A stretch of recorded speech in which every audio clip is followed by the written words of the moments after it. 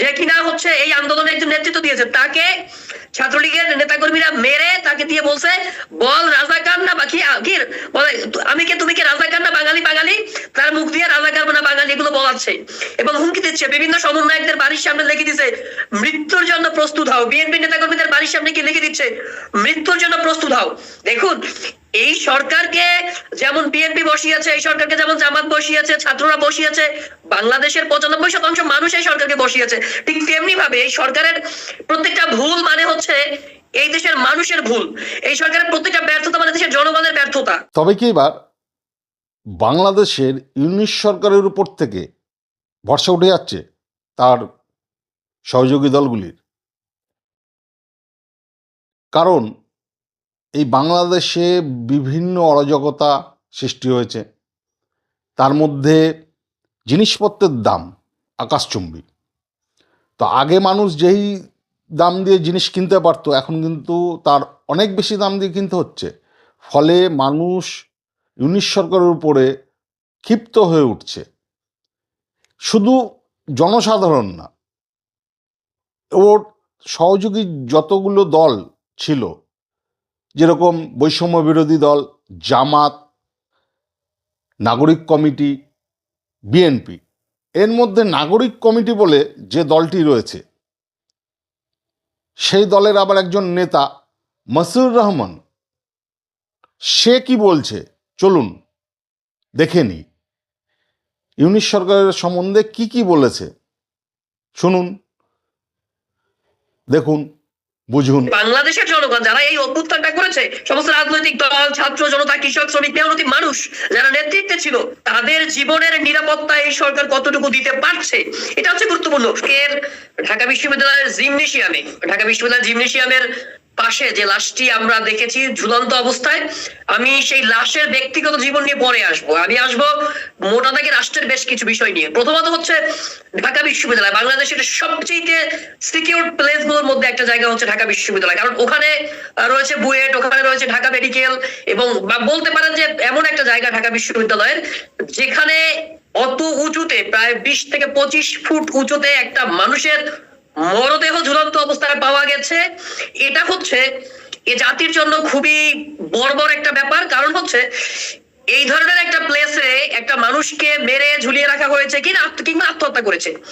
রাষ্ট্র কেন, আইন শৃঙ্খলা রক্ষাকারী বাহিনী কি করলো, তারা কেন সেটাকে শনাক্ত করতে পারলো না? ওটা আপনি জানেন যে একটা সিসিটিভি, সমস্ত এরিয়াটাই একটা সিসিটিভি ফুটেজ থাকার কথা। এখন পর্যন্ত আসলে সেই সিসিটিভি ফুটেজ আসেনি যে এটা আত্মহত্যা নাকি হচ্ছে আপনার কোনো প্রকারের হত্যাকাণ্ড। আর দ্বিতীয়ত হচ্ছে যে নিহত লাশের পরিচয় পাওয়া শুনেছেন, আমি বলছি, আমি আসছি পরিচয় আসছি। দ্বিতীয়ত হচ্ছে ঢাকা বিশ্ববিদ্যালয় প্রশাসন, ওটা তো ঢাকা বিশ্ববিদ্যালয় প্রশাসনের আন্ডারে, কারণ ঢাকা বিশ্ববিদ্যালয়ের স্বায়ত্তশাসিত প্রতিষ্ঠান। তো ঢাকা বিশ্ববিদ্যালয়ের নিরাপত্তা কতটুকু ভঙ্গুর হলে, যে বিশ্ববিদ্যালয় বাংলাদেশকে নতুন করে ভাবতে শেখায়, যে বিশ্ববিদ্যালয় বাংলাদেশকে স্বাধীনতা দিয়েছে, যেই বিশ্ববিদ্যালয় 24-এর অভ্যুত্থান দিয়েছে, সেই বিশ্ববিদ্যালয় রাতের বেলা এত বড় একটা ঘটনা ঘটে গেল, অথচ বিশ্ববিদ্যালয় প্রশাসন এর মানে কোনো কিছু টেরই পেল না। এটা তো খুবই বিব্রতকর মানে এবং খুবই লজ্জাজনক একটা ব্যাপার।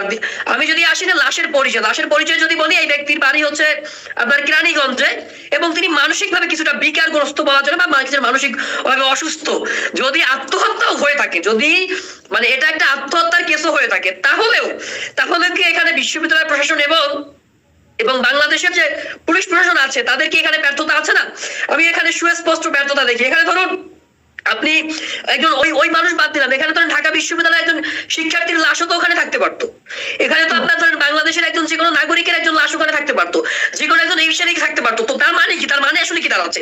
তার মানে দাঁড়াচ্ছে আমরা বাংলাদেশের যে এক্সিস্টিং সোশিও কালচারাল পলিটিক্স এর মধ্যে আছি, বা এক্সিস্টিং যে অবস্থানের মধ্যে আমরা বিরাজমান আছি এখন, এগুলো কি আমাদের জন্য মোটেও নিরাপদ? দেখুন চট্টগ্রামে হচ্ছে এক সমন্বয়ক, যে কিনা হচ্ছে এই আন্দোলনের একজন নেতৃত্ব দিয়েছে, তাকে ছাত্রলীগের নেতাকর্মীরা মেরে তাকে দিয়ে বলছে বল রাজাকার না বাকি আকির বলে আমি কে তুমি কে রাজাকার না বাঙালি বাঙালি, তার মুখ দিয়ে রাজাকার না বাঙালি এগুলো বলাচ্ছে এবং হুমকি দিচ্ছে। বিভিন্ন সমন্বয়কদের বাড়ির সামনে লিখে দিচ্ছে মৃত্যুর জন্য প্রস্তুত হও। বিএনপি নেতাকর্মীদের বাড়ির সামনে কি লিখে দিচ্ছে মৃত্যুর জন্য প্রস্তুত হও। দেখুন এই সরকারকে যেমন বিএনপি বসিয়েছে, এই সরকারকে যেমন জামাত বসিয়েছে, ছাত্ররা বসিয়েছে, বাংলাদেশের 95% মানুষ এই সরকারকে বসিয়েছে, ঠিক তেমনি ভাবে এই সরকারের প্রত্যেকটা ভুল মানে হচ্ছে এই দেশের মানুষের ভুল। এই সরকারের প্রত্যেকটা ব্যর্থতা মানে দেশের জনগণের ব্যর্থতা। এখন এই সরকার যদি ব্যর্থ হয় তাহলে যেটা ঘটতে পারে, জাতির আসলে খুবই একটা বর্বরতার দিকে জাতি চলে যাবে। কারণ আওয়ামী লীগকে আপনি দেখবেন যে যারা 24-এর অভ্যুত্থানের পরাজিত শক্তি, তাদের মধ্যে এখন পর্যন্ত কিন্তু এই হত্যাকাণ্ডটিকে আপনি হত্যাকাণ্ড বলুন বা আত্মহত্যা যেটাই হোক অস্বাভাবিক, এই আমার জায়গাটা হচ্ছে আমার কথা হচ্ছে এটা হত্যাকাণ্ড হোক কিংবা আত্মহত্যা হোক, এই ধরনের একটা ঘটনা ঢাকা বিশ্ববিদ্যালয়ের এত বড় হাইলি সিকিউরড একটা প্লেসে ঘটলো, এখানে সুস্পষ্ট বিশ্ববিদ্যালয় প্রশাসনের ব্যর্থতা আছে এবং বাংলাদেশের রাষ্ট্রীয় প্রশাসন আছে, নিরাপত্তা বাহিনী আছে, তাদের সুস্পষ্ট ব্যর্থতা আছে। এবং এই ব্যর্থতাগুলো হাতে হাতে আপনি দেখবেন যে ছাত্র ইউনিয়নের একজন নেতা গত 3 দিন আগে তিনি লাল সন্ত্রাসের কথা বলেছেন, যে বাংলাদেশে এখন তিনি লাল সন্ত্রাসের আহ্বান জানাচ্ছেন বর্তমান সরকারের বিরুদ্ধে, ছাত্র জনতার বিরুদ্ধে, রাজনৈতিক দলগুলোর বিরুদ্ধে। তার মানে কি তাহলে কি যদি এগুলো যদি হত্যাকাণ্ড হয় তাহলে কি এগুলো লাল সন্ত্রাসের একটা ইঙ্গিত বহন করছে কিনা, এটাও একটা প্রশ্ন। আমি বলতে চাচ্ছি যে বাংলাদেশের জনগণ যারা এই অভ্যুত্থানটা করেছে, সমস্ত রাজনৈতিক দল, ছাত্র জনতা, কৃষক, শ্রমিক, মেহনতি মানুষ যারা নেতৃত্বে ছিল, তাদের জীবনের নিরাপত্তা এই সরকার কতটুকু দিতে পারছে, এটা হচ্ছে গুরুত্বপূর্ণ। ওখানে ওই ব্যক্তির লাশ না দেখে তো আপনি আমি আমাদের যে কারো লাশ থাকতে পারতো। এখানে আমরা এখানে যারা আছি, টকশোতে যারা যুক্ত হয়েছে, আমরা তো অধিকাংশ বাংলাদেশের ঢাকা শহরের বাসিন্দা, তো আমরা যে কেউ ওখানে থাকতে পারতাম। আমি ওইখান থেকে যেইখান থেকে এই ঘটনা ঘটছে ওখান থেকে আমি প্রতিদিন রাতের বেলা আমার পার্টি অফিস থেকে আমি যাতায়াত করি, ওখানে তো আমার দেহও থাকতে পারতো। আমি এটাই বলতে চেয়েছি। তার মানে হচ্ছে আর আছে যেটা, যেখানে বিশ্ববিদ্যালয় প্রশাসনের ব্যর্থতা আছে এবং সরকারের সুস্পষ্ট নিরাপত্তা ইস্যুতে ব্যর্থতা আছে। এবং আমরা বলতে চাই যে আওয়ামী লীগ ইস্যুতে বিভিন্ন রাজনৈতিক দলগুলোর যে বর্তমান পজিশন এবং অন্তর্বর্তীকালীন সরকারের যে পজিশন, এগুলো আমাদেরকে আশাহত করে, 24-এর সহযোদ্ধাদেরকে আশাহত করে বলে আমি মনে করছি। আপনার কি মানে এই বিষয়ে কি আর কোনো কোশ্চেন আছে কিনা? না, এই বিষয়টি আমি এই বিষয়টি একটু আপনার কাছ থেকে আগে জানতে চেয়েছি যে লাস্টটি তাহলে আপনি মনে করছেন স্পষ্টভাবে এখনো পর্যন্ত অনুমান করতে পারছেন না ঘটনা কি, তবে মনে করছেন যে সরকারের একটা বড় ব্যর্থতার এখানে পরিচয় বহন করে।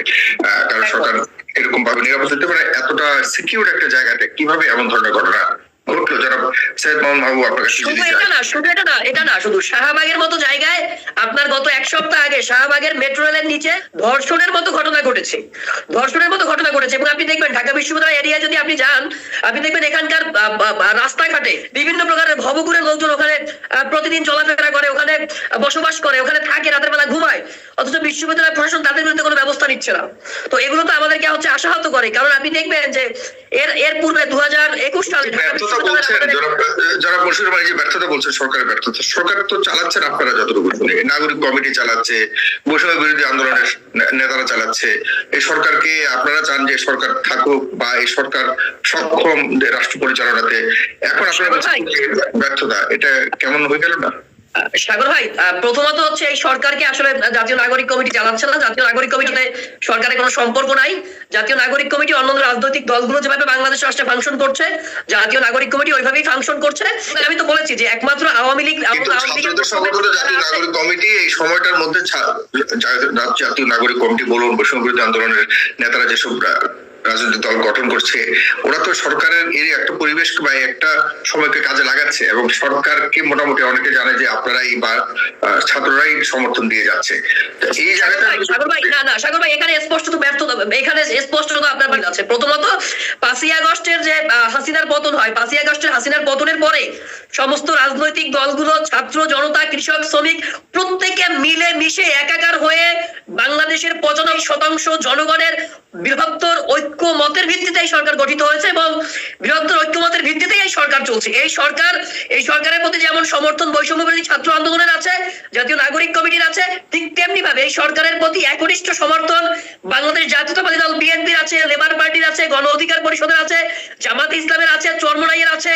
এবং এই প্রত্যেকের সমর্থন আছে বলেই এই সরকারের অসংখ্য অগণিত ব্যর্থতা থাকার পরেও এই সরকার এখনো স্মুথলি ফাংশন করতে পারছে। কারণ আপনি দেখবেন এই অভ্যুত্থানের পরে সমস্ত রাজনৈতিক দলগুলো আমাদের সবচেয়ে বড় দাবি ছিল যে আওয়ামী লীগের যারা ফ্যাসিস্ট, এই যে পুলিশ, দেখুন সবচেয়ে বড় যে জায়গাটা 5ই আগস্টের যে অভ্যুত্থানে, আপনি এখন কিন্তু বেশ কিছু ভিডিও ভাইরাল হচ্ছে সোশ্যাল মিডিয়াতে যে 5ই আগস্ট কিভাবে মানুষকে পুলিশ হত্যা করছে, পুলিশ কিভাবে মানুষগুলোকে গুলি করে পাখির মতো হত্যা করছে।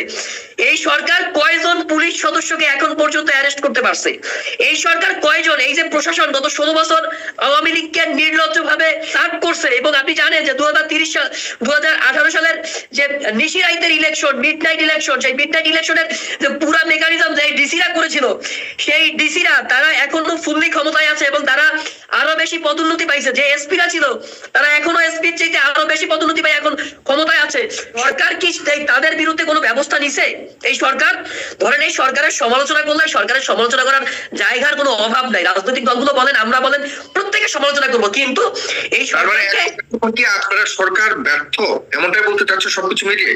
আমরা ব্যর্থ না, আমরা বলতে চাই সরকারের কিছু ব্যর্থতা রয়েছে, যে সরকার চাইলে আরো ভালোভাবে ডিল করতে পারতো, কিন্তু সরকার ভালোভাবে ডিল করতে পারে না। সরকার একটা জাতীয় ঐক্য এখন পর্যন্ত, ধরেন ডক্টর ইউনূস সাহেব এমন একজন ব্যক্তিত্ব যার কিনা প্রত্যেকটা দল মত রাজনৈতিক সবকিছু নির্বিশেষে তার একটা একক ব্যক্তিগত জনপ্রিয়তা আছে, ব্যক্তিগত গ্রহণযোগ্যতা আছে। তো সেই জায়গা থেকে তিনি এখন পর্যন্ত জাতিকে একটা সুতোয় বাঁধতে পারেননি, জাতিকে একটা নির্দিষ্ট আশার আলো তিনি এখন পর্যন্ত দেখাতে পারেননি, যার আলোকে অদূর ভবিষ্যতে এই বাংলাদেশ পরিচালিত হবে। যদি পারতেন তাহলে বিএনপি জামাতের মধ্যে, এই ছাত্রদের মধ্যে এই রাজনৈতিক জঞ্জাল, রাজনৈতিক এই ক্যাচাল ঝামেলা, এগুলো আমাদের দেখতে হতো না, এবং চাঁদাবাজি টেন্ডারবাজি এগুলো দেখতে হতো না, যদি সরকার এগুলো নিয়ন্ত্রণ করতে পারতো সঠিকভাবে।